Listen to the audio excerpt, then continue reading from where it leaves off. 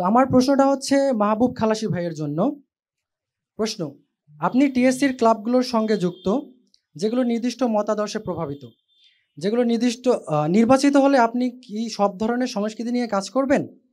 নির্বাচিত হবেন ৯ তারিখে, তো ইসলামিক সংস্কৃতির অন্যতম একটা অনুষঙ্গ ১২ তারিখে ঈদে মিলাদুন্নবী আপনি কিভাবে পালন করবেন? ইসলামী সংস্কৃতি তো ঢাবির সংস্কৃতিরই অংশ। সেম প্রশ্ন আমাদের সকল ভাইদের কাছেই, যে আপনারা কিভাবে ঈদে মিলাদুন্নবীটাকে উদযাপন করতে চাচ্ছেন? যেভাবে আমরা সরস্বতী পূজার উদযাপন দেখি আমাদের ক্যাম্পাসে, আপনারা কি ঠিক সেভাবেই আমাদের এই ঈদে মিলাদুন্নবীটাকে উদযাপন করার উদ্যোগ নিতেছেন কিনা, এরকম একটা প্রশ্ন। জি, আপনাকে ধন্যবাদ। আগে মাহবুব খালাসি উত্তরটা দেবেন, তারপর হচ্ছে কমন যে প্রশ্নটি আছে সেই প্রশ্নের উপরে আপনারা সবাই 1 মিনিট করে উত্তর দেওয়ার সুযোগ পাবেন। মাহবুব খালাসি। ভাইকে ধন্যবাদ সুন্দর প্রশ্ন করার জন্য। প্রথমে আমি আমার জায়গা পরিষ্কার করি, সেটা হচ্ছে আপনি প্রথমেই বললেন যে আমি টিএসসি ভিত্তিক সংগঠনের সাথে যুক্ত এবং সংগঠনগুলো বিভিন্ন মতাদর্শে আর কি প্রভাবিত। সেই ক্ষেত্রে যদি আমি বলি, আমি ঢাকা বিশ্ববিদ্যালয়ের সাংস্কৃতিক ইউনিয়নের সভাপতি হিসেবে আমি গত 1 বছরে যদি আমার কার্যক্রম আপনার সামনে তুলে ধরি, সেক্ষেত্রে আপনি আমার সাংস্কৃতিক হোক রাজনৈতিক হোক কোনো প্রভাব বা বায়াসনেস খুঁজে পাবেন না।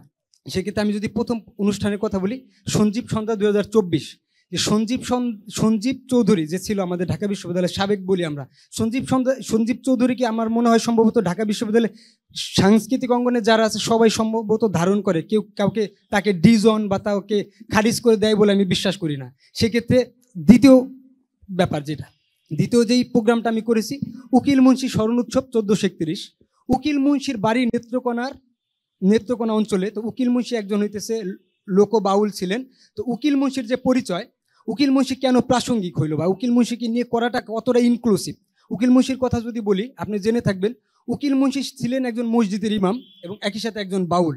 তিনি যখন মসজিদে ইমামতি করতেন, ওই একই সময় তিনি হইতেছে নেত্রকোনার হাউন অঞ্চলে বাউল গানের আসর, পালা গান, ওই অঞ্চলে বলে মালজোড়া গান, এগুলো তিনি করে বেরিয়েছেন।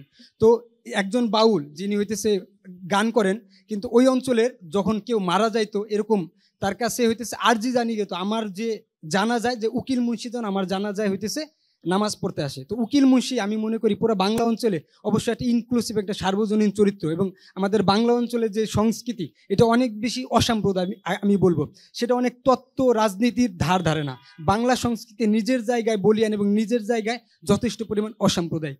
তো আমি যদি আমার সংগঠনের জায়গা থেকে বলি, এই 2টা প্রোগ্রামই আমার সংগঠন ঢাকা বিশ্ববিদ্যালয় সাংস্কৃতিক ইউনিয়ন থেকে আয়োজন করা, এবং এইখানে আপনি কোনো রকম রাজনৈতিক বায়াস নিচের জায়গা পাবেন না।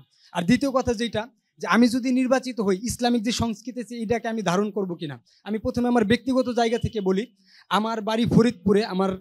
আমার বাড়িতে একটা দরগা আছে এবং এই দরগায় প্রতি বছর মাজার হয় এবং ইসলামিক রীতিনীতি প্রতি বছর এই মাজারে ওরস হয় এবং ইসলামিক রীতিনীতি মেনেই ওরস হয়। এবং এই যে রবিউল আওয়াল বা বিভিন্ন আমাদের ধর্মীয় যে প্রোগ্রামগুলো আছে সেগুলো আমি ছোটোবেলা থেকে করে আসতেছি, এবং এইটা যদি হয়, এবং আমার অন্যতম একটা প্রায়োরিটির জায়গা থাকবে যে ঢাকা বিশ্ববিদ্যালয় আমি যদি সাহিত্য সাংস্কৃতিক সম্পাদক পদে নির্বাচিত হতে পারি, যে ইসলামিক যে সংস্কৃতি, এই সংস্কৃতিগুলোকে আমাদের এই অঞ্চলে চর্চা হয়ে আসছে দীর্ঘদিন। আর বাঙালিদের যে বাঙালি যে সংস্কৃতি ইসলামের সাথে সাংঘর্ষিক না।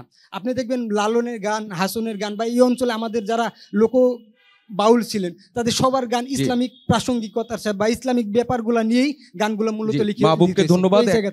একই প্রশ্নের উত্তর আমরা অন্য সবার কাছ থেকে নিব।